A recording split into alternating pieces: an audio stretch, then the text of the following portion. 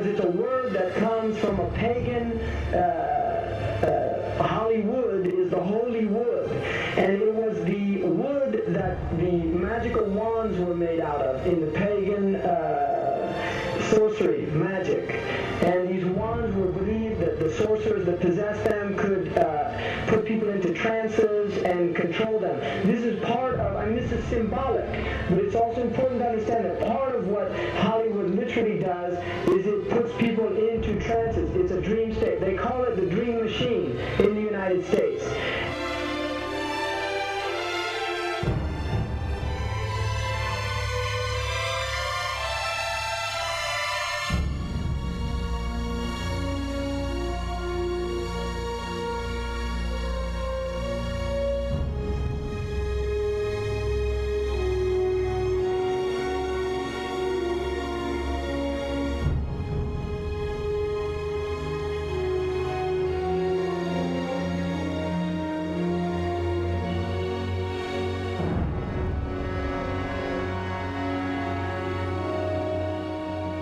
Creates fantasies for people. It puts people into these things. Now, one of the things is interesting that in the part of what's done in movie theaters, in darkened rooms where people watch television, is literally a trance state that occurs through what's called suspended state of disbelief. You enter into a state, you suspend your disbelief and enter into a state whereby you begin to believe what you internally realize is imagination. It's falsehood. Films are magic. It's just magic. You go and you watch these things and people get caught up in them. People cry during films. All this catharsis that takes place in these things.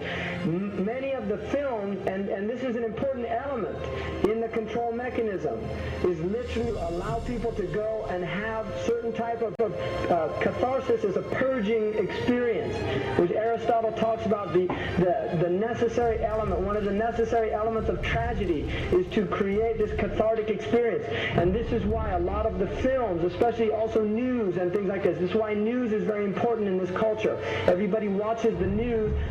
They have this tragic, cathartic experience of watching the tragedies of others and then feeling safe and complacent in their own experience of this suspended state of illusory well-being. So these are very intricate and sophisticated methods. Now, I think it's dangerous, although there are elements, that there's concerted efforts that take place, there's also a lot of people that have similar worldviews that aren't necessarily working together in concerted efforts.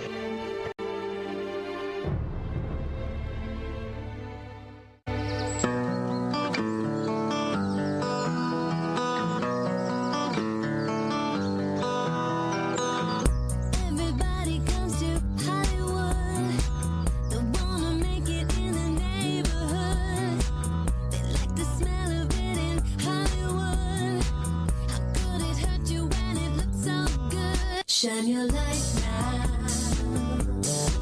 This time it's got to be good. You get it right now, yeah. 'Cause you're in Hollywood. There's something in the air in Hollywood. The sun is shining like you know.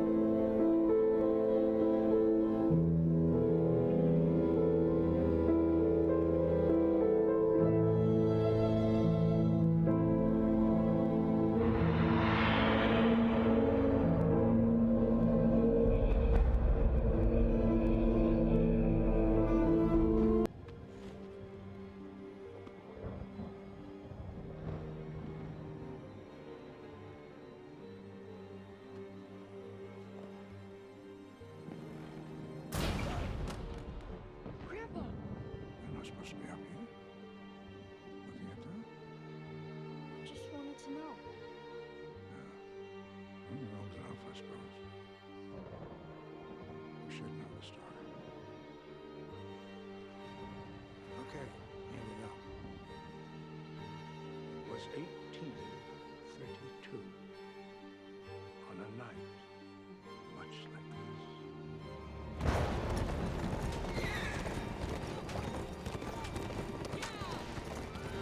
Charles Carroll was the last surviving signer of the Declaration of Independence. He was also a member of a secret society known as the Masons, and he knew he was dying. He woke up his stable boy in the middle of the night and ordered him to take him to the White House to see Andrew Jackson, because it was urgent that he speak to the president. Did he talk to him?